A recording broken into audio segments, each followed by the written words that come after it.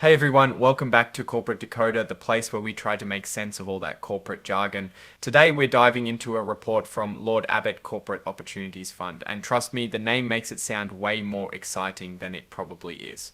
Get ready for a roller coaster of financial instruments, repurchase offers, and enough risk factors to make your head spin. Think corporate buffet, but instead of food, it's debt, and instead of delicious, it's potentially disastrous. So, what's this fund all about? Basically, it's an investment company that's always offering shares, kind of like a store that never closes. It used to be called Lord Abbett Special Situations Income Fund, but now it's the Corporate Opportunities Fund. Fancy. Their goal is to make total return, aiming for both income, like getting rent, and capital appreciation, like your house value going up. But heads up, there's no guarantee they'll actually achieve this, and you could lose your entire investment. That's putting it nicely. To achieve this, they invest mostly in corporate bonds, which are like loans to companies. They might also dabble in other types of investments that act like these bonds. Usually at least 80% of the fund goes into these corporate bonds. They're free to switch things up, adapt to the market, and invest in all sorts of areas they think will give the best bang for their buck, meaning the best returns for the risk involved. This fund isn't picky. They will invest in any type of bond, no matter the quality, length, or how long it takes to mature. They might even put most of their money into high yield or junk bonds, which are riskier but could pay more. Think of it as going all in at a poker table, could win big, could lose it all. They are willing to invest in debt that's struggling or has already failed, even trade claims against bankrupt companies. It's like buying up old debts, hoping to get something out of them later. They can invest in securities from anywhere in the world, so they are not just sticking to safe bets here in the United States. To spice things up, the fund uses derivatives, which are investments that get their value from something else. They also might add leverage using things like agreements to buy securities back later, swaps, or even just borrowing money. It is like investing on steroids. Bigger gains are possible, but bigger losses too. Here's a tricky part. This fund is an interval fund. That means to give investors a way to get their money back, they make offers every 3 months to buy back some of their shares at NAV. They promise to offer between 5% and 25% of the total outstanding shares. They expect to buy back 5%. That's the lowest amount they are allowed to do. Consider it their escape hatch, but it is not a guarantee. The investment advisor, the folks calling the shots, is Lord Abbett. They're a pretty big player with about $199 billion in assets under management. That's a lot of responsibility. This fund offers 3 types of shares: Class A, Class Y, and Class U. The A and U classes are for regular investors and can be bought through brokers. Class I shares are for bigger investors. It's like having different sections at a concert. These shares are sold through Lord Abbett Distributor on a best efforts basis, which means the distributor is not obligated to sell any specific number of shares. Shares are sold at the current value NAV plus any sales charges, if any. If you are using Class A shares, you need to account for 2.5% sales load. Investing in this fund comes with risks because they can invest in junk bonds, riskier loans and mortgages, foreign markets, and use leverage. It is considered speculative and high risk. Investors should make sure that they are okay with potentially losing a lot of money. It is a risky investment, so it is for experienced investors. Important, unlike typical funds, these shares don't trade on an exchange, and there's no plan to list them, meaning there is no easy way to sell your shares. That 5% buyback offer every 3 months is basically your only way out. Because of the issues mentioned before, investors need to consider shares of the fund as an illiquid investment. You might not be able to sell your shares when you want or how much you want. Even with those quarterly offers, there's no guarantee you'll be able to sell your shares at a good time, or even at all. Just a friendly reminder, the SEC hasn't given its stamp of approval here, so don't assume this is a sure thing.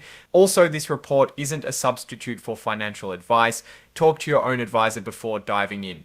Now let's look at fees and how they affect your investment if you decide to dive in.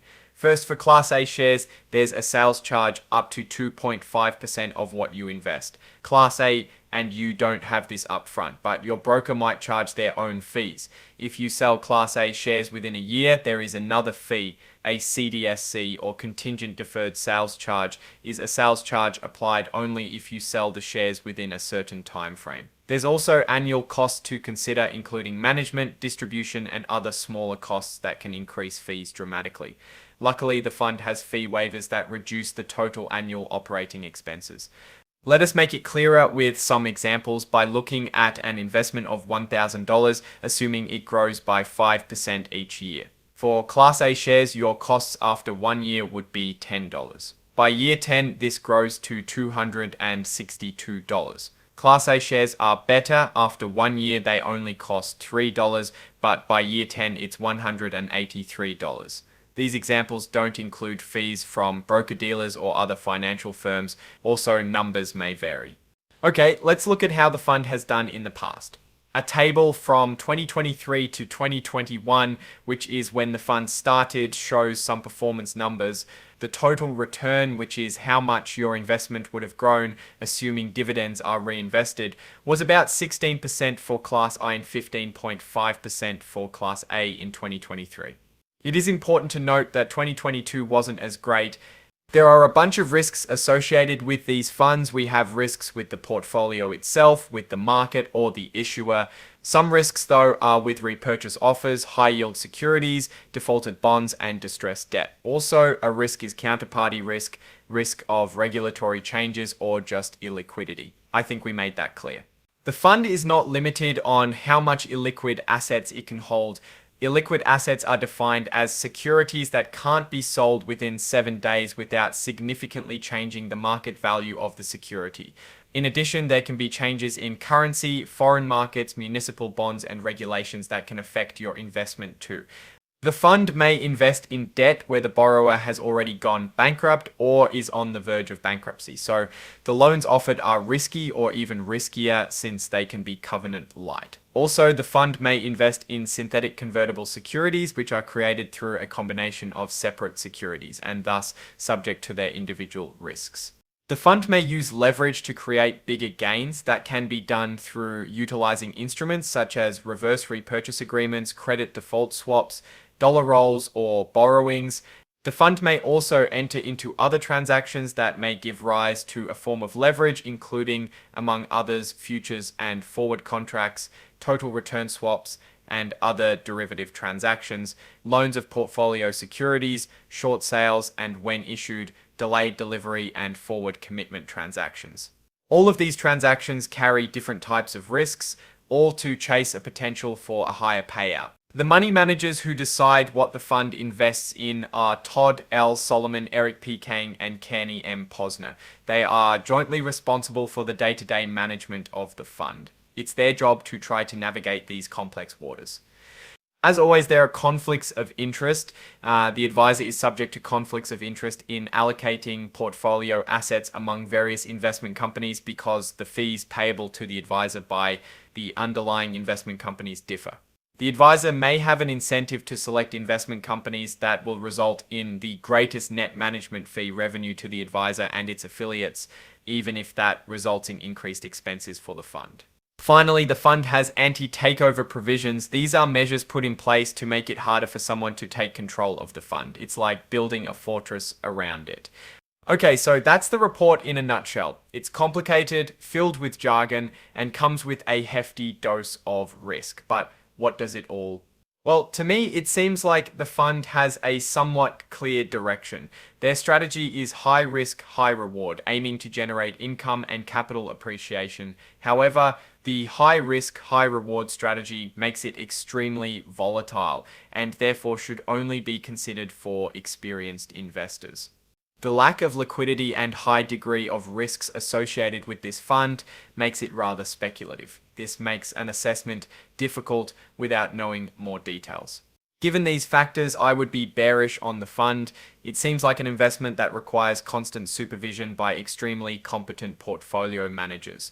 With that in mind, I'd set a broad price range with a conservative estimate of $6 minus $7 per share. So that's it for today's Corporate Decoder. If you enjoyed unraveling this financial puzzle, please subscribe for more deep dives into the world of corporate finance, and I promise to keep it interesting.